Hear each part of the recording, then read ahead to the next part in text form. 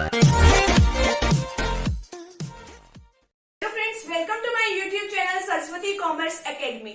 तो फ्रेंड्स, आज हम करने वाले हैं अपना बिजनेस स्टडीज। ठीक है, आज हम उसका फर्स्ट चैप्टर जो है उसको डिस्कस करेंगे। हमारा जो फर्स्ट चैप्टर है वो हमारा 3 पार्ट्स में जो है डिवाइड होगा, यानी कि इसकी हमारी 3 वीडियोस जो है वो प्रिपेयर होंगी।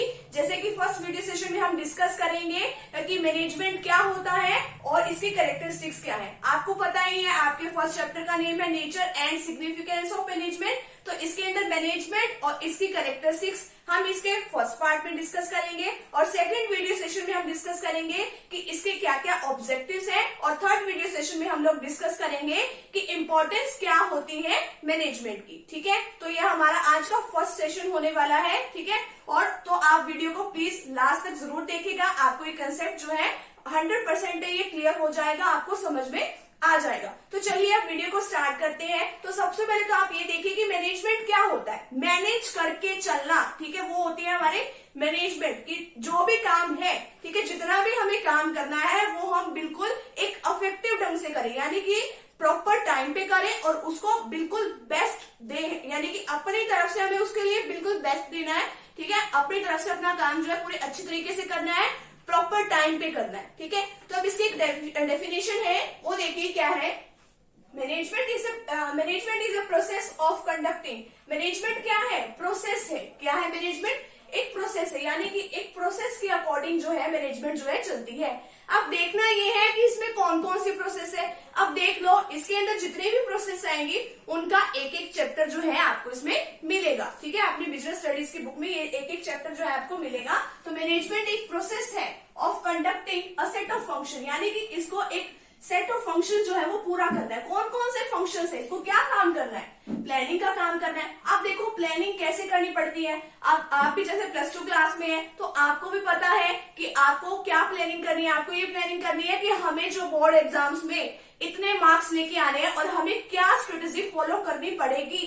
तो इसी तरीके से इसमें भी, ऑर्गेनाइजेशन में भी क्या होता है, हम कुछ ना कुछ, हमारे कुछ ऑब्जेक्टिव्स होते हैं। ठीक है, कि हाँ भी हमें ये ऑब्जेक्टिव्स जो है अचीव करने हैं, तो उसके अकॉर्डिंग हम क्या करते हैं, अपनी प्लानिंग बनाते हैं। ठीक है, और फिर क्या करते हैं, अपनी सारी चीजों को ऑर्गेनाइज करते हैं। जैसे आप भी क्या करते हो कि आपके बोर्ड एग्जाम्स में कि क्या क्या ऐसा हो सकता है कि जिसको आपको मैनेज करके चलना है। ठीक है, ऑर्गेनाइज करना पड़ेगा आपको सब कुछ। ठीक है, आपको टाइम टेबल बनाना पड़ेगा, आपको उस ढंग से स्टडी करनी पड़ेगी। वैसे ही इसमें क्या है, ऑर्गेनाइज करने पड़ता है। ऑर्गेनाइज क्या करेंगे हम? ठीक है, अपने जैसे डिपार्टमेंट बनाएंगे, डिपार्टमेंट में आगे उसके सब डिपार्टमेंट्स जो है वो आगे के लिए बना देंगे।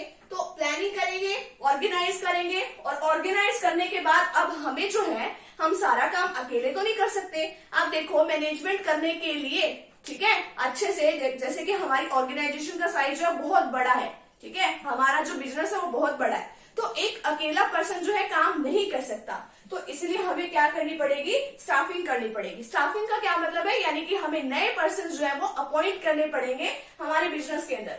अब उसके बाद डायरेक्टिंग करनी पड़ेगी। डायरेक्टिंग का क्या मतलब होता है? डायरेक्टिंग का मतलब ये है, ये क्या है कि स्टाफिंग है, स्टाफिंग करके क्या छोड़ देना चाहिए? नहीं। ठीक है, अब स्टाफ को बताना भी तो पड़ेगा कि आपको ये काम किस तरीके से करना है। वो होता है डायरेक्टिंग एंड कंट्रोलिंग, और उसके ऊपर पूरा कंट्रोल करना पड़ेगा। अगर आप उनको लगा के ऐसे ही छोड़ दोगे ना कि हाँ भी ये आपका ऑब्जेक्टिव है, इसको आप पूरा कर लेना, वो नहीं काम करेंगे। आपको टाइम टू टाइम उनके ऊपर कंट्रोल रखना पड़ेगा। ठीक है, आपको मोटिवेट भी करना पड़ेगा, आपको सब कुछ करना पड़ेगा, तभी आपके ऑब्जेक्टिव जो है वो पूरे हो सकते हैं। तो मैनेजमेंट क्या है, एक प्रोसेस है। प्रोसेस आपको समझ में आ गई कि आपको एक सेट ऑफ फंक्शन जो है वो पूरा करना पड़ता है to get the work done in an efficient and effective manner, कि जो आपका काम है वो एफिशिएंट तरीके से और बिल्कुल राइट तरीके से, यानी कि आपका काम जो है टाइमली कंप्लीट हो जाए। ठीक है, तो ये तो है इसकी डेफिनेशन। अब आगे देखिए इसकी कैरेक्टरिस्टिक्स है। कैरेक्टरिस्टिक्स कहिए या फिर इसकी फीचर्स कहिए या फिर इसका नेचर कहिए, सेम बात है। अब देखो फर्स्ट जो आपका पॉइंट इसमें क्या है, it is a group of activity,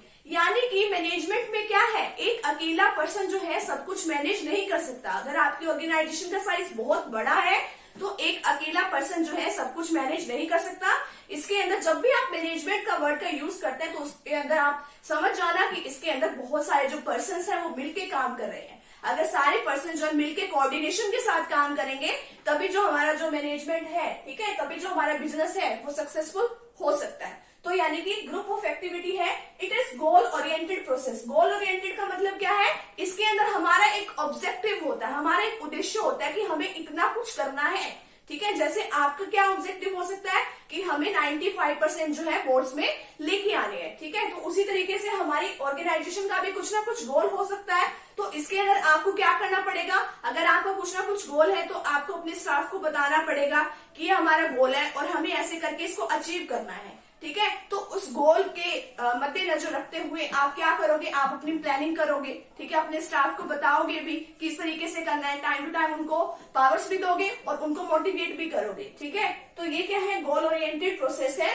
तो आपको एक ऑब्जेक्टिव के अकॉर्डिंग आपका मैनेजमेंट रखने का क्या फायदा है, ठीक है। अगर आप मान लो आपका यही ऑब्जेक्टिव है कि आपको प्रॉफिट्स अर्न करने हैं, ठीक है। तो प्रॉफिट्स कैसे अर्न होंगे, अगर आप बिल्कुल टाइमली जो है मैनेज करके सारा काम चलोगे, ठीक है, तभी आपका जो ऑब्जेक्टिव है पूरा हो सकता है। It has a distinct entity, यानी कि इसका ओनर जो है और जो इसके अंदर काम करने वाले हैं, ठीक है, वो दोनों ही अलग अलग होते हैं, ठीक है। ये नहीं है कि जिसका बिजनेस है वही सारा काम करेगा, नहीं। हो सकता है कि बिजनेस के अंदर पैसे लगाने वाले कोई और हो सकते हैं और बिजनेस को जो देख रहा है, उसको मैनेज कर रहा है, वो कोई और हो सकता है। तो ये इसके अंदर है, it is an intangible force. कभी आपने मैनेजमेंट को देखा है कि मैनेजमेंट कैसी है, नहीं देखा ना, कि काम किस तरीके से हो रहा है, उसको आप नहीं देख सकते ना।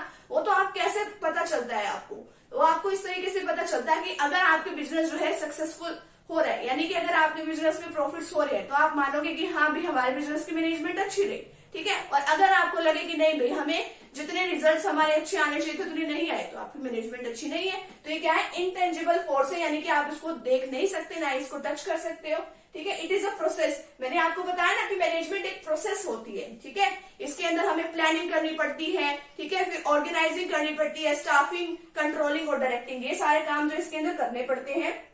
Next it is a universal activity, यानी कि पूरे यूनिवर्स में, ठीक है, यही सिस्टम है, यही काम हमें, यही प्रोसेस जो हमें अपनानी पड़ती है। आगे है, it is a social science. ये एक सोशल साइंस है और सोशल साइंस में सबसे मेन कौन है, इसमें हमारा ह्यूमन बीइंग है, ठीक है। नेक्स्ट है, इट इज अ सिस्टम। सारा काम जो है एक सिस्टम के अकॉर्डिंग चलता है। आप अच्छी तरीके से देखोगे, फिर उसको ऑर्गेनाइज करोगे और सारा काम जो है आप एक सिस्टमेटिक ढंग से चलाओगे। जैसे कि आपका एक डॉक्टर है, मान लो, ठीक है, एक एग्जांपल लेते हैं, जैसे एक डॉक्टर है और उसके पास एक पेशेंट आया, तो वो उसको पेशेंट को चेक करके ही सारा मतलब फिर बाद में देखेगा ना कि इसको कौन सी मेडिसिन देनी है। तो इसी तरीके से हमारी मैनेजमेंट में होता है, आप उसको सारा कुछ देख के फिर बाद में अच्छे से डिसीजन लेते हो और सारा काम एक सिस्टमेटिक ढंग से करते हो, ठीक है। ये तो है नहीं कि आपने कुछ प्लानिंग करी नहीं और पहले ही आप कंट्रोल करने बैठ जाओ, ठीक है। ऐसा तो नहीं हमारा सिस्टम होता है, या ऐसी तो नहीं हमारी प्रोसेस होती ना। तो एक सिस्टमेटिक ढंग से हमारा जो है काम होता है। अब नेक्स्ट पॉइंट देखिए, it is a dynamic system. ये एक डायनेमिक सिस्टम है, यानी कि देखो हमारा एनवायरमेंट है, जो हमारा एक्सटर्नल एनवायरमेंट होता है ना, बिजनेस के बाहर का एनवायरमेंट, ठीक है, वो हमेशा टाइम टू टाइम जो है चेंज होता रहता है। क्या होता रहता है, चेंज होता रहता है। तो कभी किसी फैक्टर में चेंज आ रहा है, कभी किसी फैक्टर में चेंज आ रहा है, तो उसी के अकॉर्डिंग हमें भी अपने जो सिस्टम को थोड़ा थोड़ा चेंज करना पड़ता है, ठीक है। अगर हम बाहर के एनवायरमेंट के अकॉर्डिंग अपने आप को ढालेंगे, तभी हमारा बिजनेस जो है सक्सेस हो सकता है। It involves social responsibility. ये नहीं है कि आपको अपने मैनेजमेंट के ऑब्जेक्टिव्स को देख के सारा काम करना है, सोसाइटी जाए भाड़ में, नहीं, ऐसा नहीं करना है।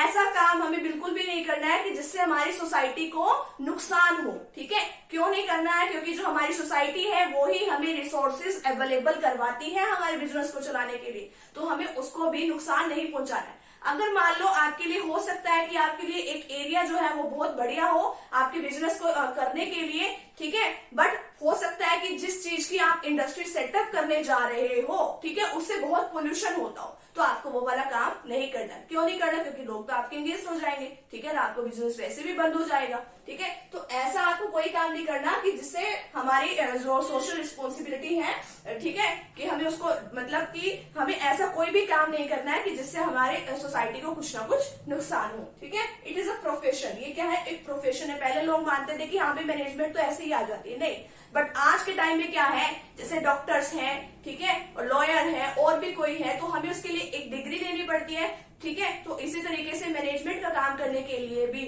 हमें कुछ ना कुछ स्टडी करनी पड़ती है, ये भी एक प्रोफेशन में आ गया है। और लास्ट पॉइंट है it is both science and art. इसको साइंस और आर्ट दोनों ही समझा जाता है, ठीक है। साइंस तो इसलिए समझा जाता है क्योंकि कुछ ना कुछ प्रिंसिपल पर बेस्ड होती है, ठीक है, और सारे यूनिवर्स में वही होते हैं। और आर्ट क्या है कि इस काम को हम अपने तरीके से जो है चला सकते हैं। सभी का कुछ ना कुछ काम करने का अपना अपना ढंग होता है, तो इस तरीके से हम कह सकते हैं कि साइंस और आर्ट जो है दोनों ही। तो आज के वीडियो सेशन में हमने ये सीखा है कि हमारी मैनेजमेंट क्या होती है और इसकी कैरेक्टरिस्टिक्स क्या है। और अब नेक्स्ट वीडियो सेशन में हम सीखने वाले हैं कि उसके ऑब्जेक्टिव्स क्या होते हैं हमारे मैनेजमेंट के। वो हमारी 5 मिनट की वीडियो होने वाली है, तो आप उस वीडियो को भी जरूर देखिएगा और आपको डिस्क्रिप्शन में इसका लिंक मिल जाएगा। तो फ्रेंड्स, अगर आप चैनल पे न्यू है तो चैनल को आप प्लीज सब्सक्राइब कर लीजिए, वीडियो को लाइक कर दीजिए और बेल आइकन को प्रेस जरूर कर दीजिएगा और अपने फ्रेंड सर्कल में वीडियो को जरूर शेयर कीजिएगा।